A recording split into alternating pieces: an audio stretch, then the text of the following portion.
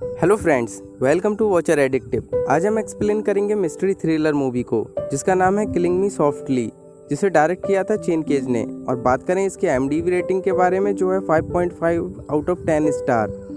Movie के start होते ही हम कुछ लोगों को माउंटेन क्लाइंबिंग करते हुए देखते हैं। इसके बाद वो सभी लोग नीचे गिर जाते हैं। फिर हम अपने मेन कैरेक्टर एलिस को देखते हैं जो अपने बॉयफ्रेंड के साथ लंदन में रहती है। एलिस अपने डैड से कभी नहीं मिली थी और उसकी मॉम से भी बात नहीं होती है। एक दिन वो अपने ऑफिस जा रही थी और रोड क्रॉस करते टाइम वो एक लड़के को देखती है और वो उसे पहली बार देखते ही उसकी तरफ अट्रैक्ट होने लगती है, लेकिन वो एक दूसरे से बात नहीं करते। एलिस अपने ऑफिस चली जाती है और वो लड़का बुक शॉप के अंदर चला जाता है। इसके बाद एलिस का ऑफिस में मन नहीं लगता। फिर वो बुक शॉप के बाहर से ही उस लड़के को चुपके से देखती है, लेकिन वो लड़का उसे देख लेता है। इसके बाद वो लड़का एक टैक्सी बुलाता है और एलिस अपनी मर्जी से टैक्सी में बैठ जाती है। फिर वो उसे अपने घर ले जाता है और दोनों इंटीमेट होते हैं। इसके बाद एलिस घर वापस लौट रही होती है, तब उसे गिल्टी फील होता है क्योंकि उसका पहले से ही बॉयफ्रेंड था और इसके बाद भी उसने उस लड़के से फिजिकल रिलेशन बनाया था। फिर वो बहुत कोशिश करती है कि उस लड़के के बारे में ना सोचे, लेकिन वो खुद को रोक नहीं पाती। अगले दिन वो ऑफिस जाती है और घर लौटते टाइम वो उस बुक शॉप के अंदर जाती है। फिर वहाँ उसे एक बुक दिखती है जो उस लड़के के ऊपर लिखी गई थी। शॉप ऑनर उसे बताता है इस लड़के का नाम एडम है। मूवी के शुरुआत में हम माउंटेन क्लाइंबिंग का जो एक्सीडेंट देखते हैं उसमें एडम भी होता है। उसमें काफ़ी सारे लोगों की डेथ हुई थी, लेकिन एडम ने 6 लोगों की जान बचाई थी, इसलिए वो फेमस हो गया। सब लोग उसे हीरो समझते हैं और उसके ऊपर बुक भी लिखी गई है। एलिस उस बुक को खरीद लेती है। फिर एडम से मिलने उसके घर जाती है और फिर से ये दोनों इंटीमेट होते हैं। इसके बाद एलिस उससे उस एक्सीडेंट के बारे में पूछती है। एडम कहता है उसे भी नहीं पता ये कैसे हुआ, क्योंकि सब कुछ ठीक चल रहा था, लेकिन अचानक से ये सब हो गया। उन लोगों में एडम की गर्लफ्रेंड भी थी और उसकी डेथ हो गई। फिर एलिस एडम को संभालती है और उसे कहती है कि अब से वो उसके साथ ही रहेगी। घर आकर वो अपने बॉयफ्रेंड से ब्रेकअप करती है और सामान पैक करके एडम के घर जाती है। फिर वहाँ उसे एक दूसरी लड़की दिखती है। एलिस को लगता है ये एडम की गर्लफ्रेंड है और एडम ने उसे चीट किया है, लेकिन वो लड़की उसे बताती है वो एडम की सिस्टर है, उसका नाम डेब्रा होता है और ये घर उसका है। फिर एलिस उससे एडम का एड्रेस लेकर उसके घर जाती है, लेकिन एडम घर पर नहीं होता और वो बाहर बैठकर उसका वेट करने लगती है। कुछ टाइम बाद एडम वहाँ पर आता है और उसे हक करता है। फिर ये दोनों घर में जाकर इंटीमेट होते हैं। फिर अगली सुबह एडम का इंटरव्यू लेने एक जर्नलिस्ट आती है, उसका नाम जोआना होता है। फिर एलिस तैयार होकर ऑफिस चली जाती है। इवनिंग में एलिस एडम से मिलने उसके ट्रेनिंग सेंटर जाती है, जहाँ पर वो डेब्रा से मिलती है। वो भी एडम के साथ उस ट्रिप पर गई थी।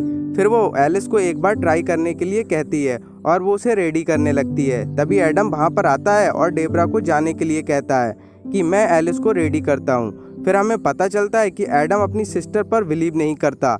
इसके बाद हम देखते हैं एलिस और एडम का लिव इन रिलेशनशिप बहुत अच्छा चलता है और इसके बारे में एलिस अपने फ्रेंड को बताती है, लेकिन उसकी फ्रेंड कहती है कि तुम्हारा ऑलरेडी एक बॉयफ्रेंड था और तुम उसके साथ बहुत खुश थी, तुम बस एडम से अट्रैक्ट हो।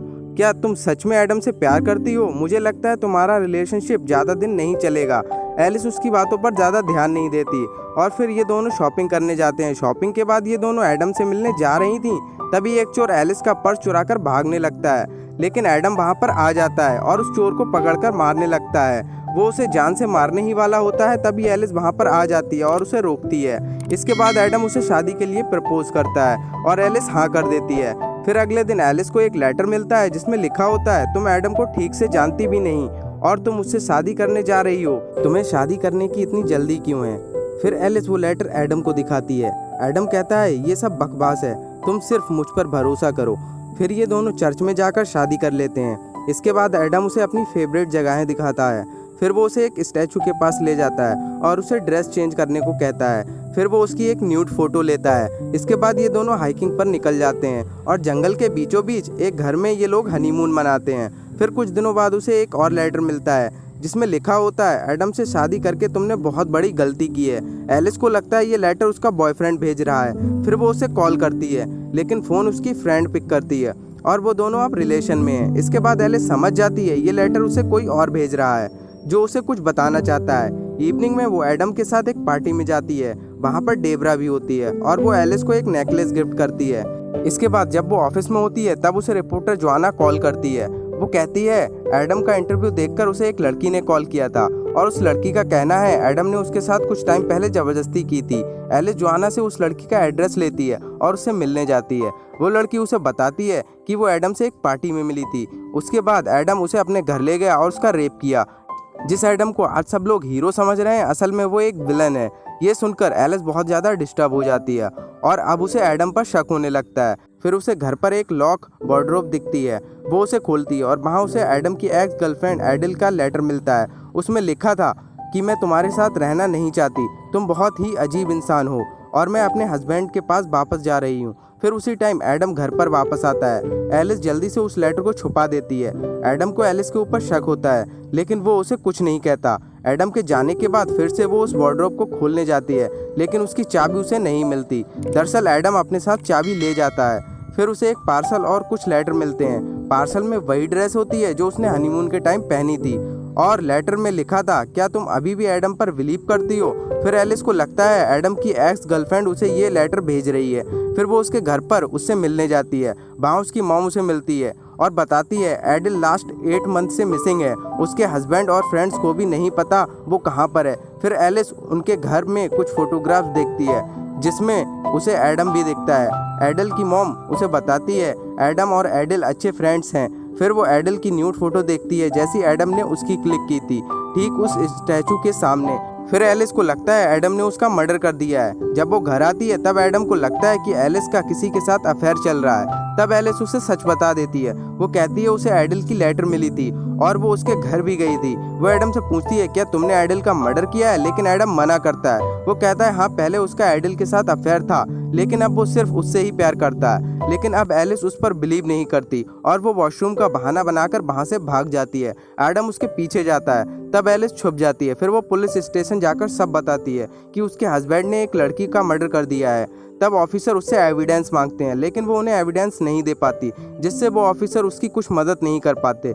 फिर वहाँ पर एडम भी आता है और वो पुलिस ऑफिसर को बताता है कि उसकी वाइफ मिसिंग है, उनके बीच कुछ गलतफहमी हुई थी, इसलिए वो घर छोड़कर चली गई है। फिर ऑफिसर एलिस को ये सब दिखाते हैं और वो कहते हैं हमें नहीं लगता एडम किसी का मर्डर कर सकता है। वो मिरर के पीछे होती है, जिससे वो तो एडम को देख सकती है, लेकिन एडम उसे नहीं देख सकता।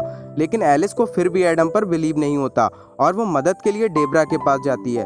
तब डेब्रा उसे कहती है उसे भी एडम पर शक होता है कि वो एक्सीडेंट एडम की ही वजह से हुआ था, क्योंकि वो लोग जो इक्विपमेंट यूज़ करते हैं वो बहुत ही अच्छी क्वालिटी का होता है और आसानी से नहीं टूटता, लेकिन उस दिन टूट गया था। उसे लगता है एडम लड़कियों को यूज़ करके उन्हें मार देता है और माउंटेन क्लाइंबिंग के दौरान उसने अपनी गर्लफ्रेंड को मारने के साथ साथ बाकी लोगों को भी मार दिया था ताकि ये एक एक्सीडेंट लगे। तब एलिस कहती है एडम ने उस लड़की को मारकर स्टैचू के सामने दफनाया है और वो चेक करने के लिए वहाँ जाते हैं। डेब्रा उसे बताती है कि उसने ही उसे वो लेटर भेजी थी क्योंकि वो उसे वार्न करना चाहती थी। दूसरी तरफ हम देखते हैं एडम डेब्रा के घर पर जाता है और वहाँ उसे एलिस और एडिल की स्टैचू वाली फोटो मिलती है। वो समझ जाता है एलिस डेब्रा के साथ वहीं पर गई है, फिर वो भी वहाँ से निकल जाता है। फिर हम देखते हैं एलिस और डेब्रा स्टैचू के सामने जमीन खोदना शुरू कर देते हैं। तब एलिस को एक लड़की की डेड बॉडी मिलती है और उसके गले में वैसी ही नेकलेस होती है जैसी उसे डेब्रा ने दी थी। वो समझ जाती है ये मर्डर एडम ने नहीं बल्कि डेब्रा ने किया है। फिर वो डेब्रा से इसके बारे में पूछती है। तब डेब्रा उसे कहती है हाँ, उसी ने ही एडिल को मारा था और माउंटेन पर वो एक्सीडेंट भी उसी की वजह से हुई थी। तब हमें पता चलता है डेब्रा बचपन से ही एडम को पसंद करती है।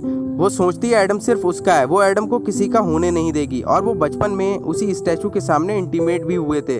उसने एडम की सारी गर्लफ्रेंड्स को मार दिया है और वो अब एलिस को भी मारना चाहती है।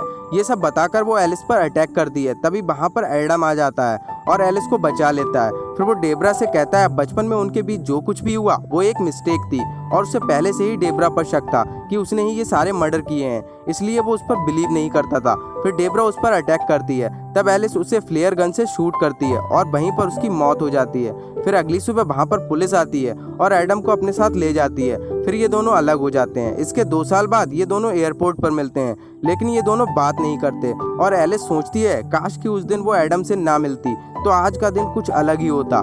इसी के साथ ये मूवी एंड हो जाती है। आई होप आपको एक्सप्लेनेशन अच्छा लगा होगा। अगर एक्सप्लेनेशन अच्छा लगा है तो वीडियो को लाइक कर दीजिए और चैनल को सब्सक्राइब कर लीजिए। मैं मिलता हूँ आपसे अगले वीडियो में।